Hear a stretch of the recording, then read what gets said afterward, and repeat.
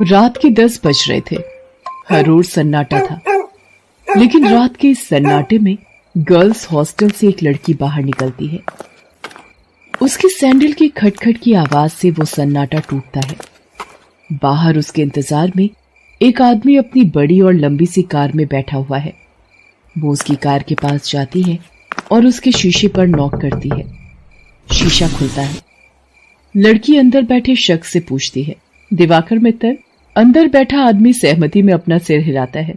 फिर वो लड़की, जिसका नाम शोभा था, वो उसकी गाड़ी में उसकी बगल वाली सीट पर बैठ जाती है। दिवाकर मित्तल उसके चेहरे की ओर मुस्कुराकर देखता है और कहता है, जैसा सुना था वैसी ही हो तुम, बहुत तीखी, लाल मिर्च की तरह। दिवाकर मित्तल के पैर कार के एक्सीलेटर पर जाते हैं और पल भर में कार हवा से बातें करने लगती है। थोड़ी देर बाद वो कार शहर के एक सबसे बड़े 5 स्टार होटल में प्रवेश करती है। दिवाकर मित्तल पार्किंग में अपनी कार लगाता है और होटल के रिसेप्शन पर जाता है और अपनी प्री बुकिंग के बारे में बताता है। दिवाकर अपने रूम की चाबी लेता है और शोभा के साथ उस कमरे में जाता है। दिवाकर दरवाजा बंद करता है और शोभा से पूछता है, कुछ लोगी तुम, पीने या खाने में? आप जो भी मंगा लीजिए। दिवाकर होटल के कमरे में लगे फोन से रिसेप्शन पर कॉल करके अपना ऑर्डर देता है। थोड़ी देर में वेटर ऑर्डर लेकर आ जाता है। वे दोनों खाने के साथ साथ थोड़ा थोड़ा पीते भी हैं और फिर दिवाकर और शोभा एक दूसरे में खो जाते हैं। सुबह जब शोभा की नींद खुलती है तो दिवाकर वहां नहीं होता है। उसके तकिए के नीचे नोटों की गड्डी रखी होती है। वो गड्डी को उठाती है, फिर होटल के बाहर आती है। बाहर आकर वो एक कैब बुक करती है और उसमें बैठकर गर्ल्स हॉस्टल की ओर निकल जाती है। कैब वाला बीच बीच में उसे घूर कर देखता है तो शोभा को गुस्सा आ जाता है। क्या देख रहे हो? क्या देख रहे हो बार बार पीछे मुड़कर? आगे देखकर गाड़ी चलाओ, नहीं तो अभी तेरी कंपनी में फोन करूंगी। फिर लेकिन अब इस चेहरे के बिना मैं रह भी तो नहीं सकती। ये कहानी है जमालपुर की रहने वाली शोभा की। शोभा शहर के एक हॉस्टल में रहती है और इंजीनियरिंग की पढ़ाई कर रही है। वो 8 महीने पहले ही शहर आई है। शोभा के पिता दीनदयाल उससे बहुत प्यार करते हैं। उसे अब भी याद है जब वो ट्रेन में बैठकर शहर आ रही थी तो। क्या बाबा, आप इस तरह बच्चों की तरह रोएंगे तो मैं शहर कैसे जाऊंगी? क्या कहूँ शोभा, 5 बरस की थी तू जब तेरी अम्मा तुझे गोद में डालकर हमेशा के लिए हम सबको छोड़कर चली गई। तब से तुझे ही देखकर जिया है। जानती हूँ बाबा। सोचा था कि एक बार ही तुझे विदा करूंगा जब तेरी शादी होगी, लेकिन शादी के पहले ही। ये कहकर दीनदयाल शोभा को गले लगाकर फिर से फूट फूट कर रोने लगा। ठीक है बाबा, मैं नहीं जाती हूँ शहर, यही रहती हूँ आपके पास। लेकिन आप ही तो हमेशा जिद करते हैं कि तुम्हें खूब पढ़ना है, बहुत बड़ा आदमी बनना है। अब आगे की पढ़ाई गांव में तो नहीं हो सकती, तभी तो मैं शहर जा रही हूँ। ठीक है, मैं ट्रेन से उतर जाती हूँ। उसी समय ट्रेन की सीटी बजी। दीनदयाल जल्दी से ट्रेन से उतरा। ट्रेन ने कुछ ही देर में रफ्तार पकड़ ली। शोभा ट्रेन से आगे निकलती गई और दीनदयाल पीछे छूटता गया। शहर में शोभा गर्ल्स हॉस्टल में रहने लगी और अपनी पढ़ाई करने लगी। उसकी रूम पार्टनर थी रेखा। रेखा का बैकग्राउंड भी शोभा की तरह ही था। उसके पिता नहीं थे। उसकी माँ दूसरों के खेतों में काम करती थी। बहुत कठिनाई से गुजर बसर होता था। एक दिन की बात है, शोभा कमरे की सफाई कर रही थी तो उसे रेखा के तकिए के नीचे से नोटों की गड्डी मिली। इतने सारे पैसे, ये यहाँ कैसे आए? रेखा उस समय नहा रही थी।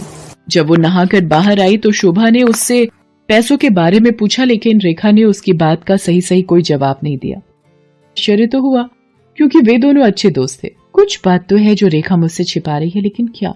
शोभा ने एक बात और नोटिस किया कि हफ्ते में 3-4 दिन रेखा रात को कहीं चली जाती थी और सुबह वापस आती थी। उसने इस बारे में भी रेखा से पूछा तो तू भी बिना मतलब जासूसी करती रहती है, तू अपने काम से काम रखना। मैं कहाँ जाती हूँ, क्यों जाती हूँ, हर चीज का हिसाब देना जरूरी है क्या? ये जरूरी तो नहीं, लेकिन कल को हॉस्टल की वार्डन को पता लग गया कि तुम रात रात भर बाहर रहती हो तो क्या होगा? तुझे पता है ना वो कितनी स्ट्रिक्ट है। तो उसकी फिक्र मत कर, मैं संभाल लूंगी उन्हें। धीरे धीरे शोभा ने रेखा की लाइफस्टाइल में बहुत तब्दीली देखी। वो महंगे से महंगे कपड़े और जूते खरीदती, लेटेस्ट मोबाइल फोन रखती, उसका जब जो मन करता वो करती। शोभा उसकी लाइफस्टाइल से बहुत प्रभावित हो गई।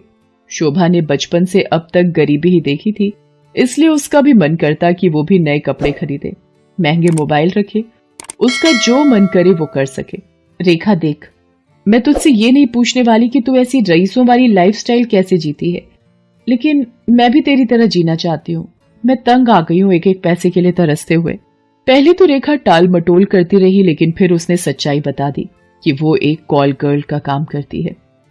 उसकी बातों को सुनकर शोभा शॉक्ड रह गई और उसने कहा कि अगर ये बात वार्डन को पता लग गई तो बड़ी भोली है रे शोभा।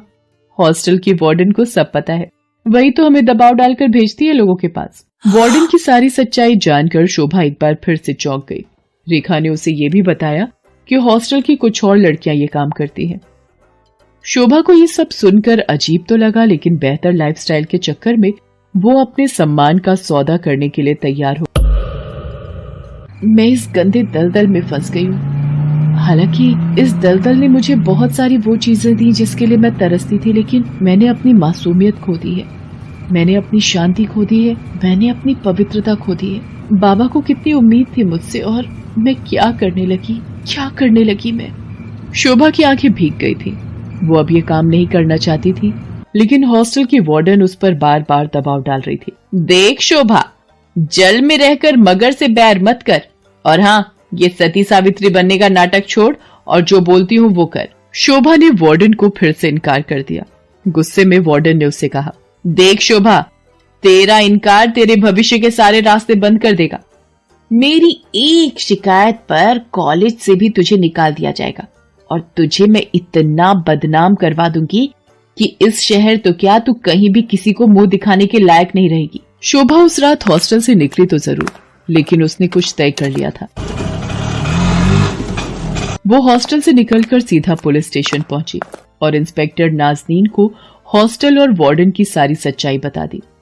शोभा की बात सुनकर नाज़नीन शॉक्ड रह गई। शर्म आ रही है मुझे तुम पर और उन सभी लड़कियों पर जो अच्छी लाइफस्टाइल के चक्कर में शॉर्टकट अपनाती हैं और अपने सम्मान का सौदा करती हैं, और तुम जैसे मासूम लोगों का फायदा तुम्हारी वार्डन जैसे लोग उठाते हैं। मुझसे बहुत बड़ी गलती हो गई इंस्पेक्टर नाज़नीन। मुझे खुशी है कि तुम्हें अपनी गलती का एहसास तो हुआ, लेकिन ये गलती कोई और ना करे और तुम्हारी वार्डन किसी और का फायदा ना उठाए। इसके लिए इस पूरे रैकेट को तोड़ना पड़ेगा।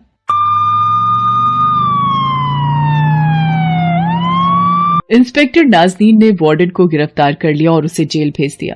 जिस वार्डन पर लड़कियों की सुरक्षा की जिम्मेदारी थी, वो उनका सौदा करने लगी थी। इस बात को सुनकर पूरा शहर सन रह गया। आज शोभा इंजीनियरिंग के लास्ट ईयर में है और वो बहुत ही मेहनत से अपनी पढ़ाई कर रही है।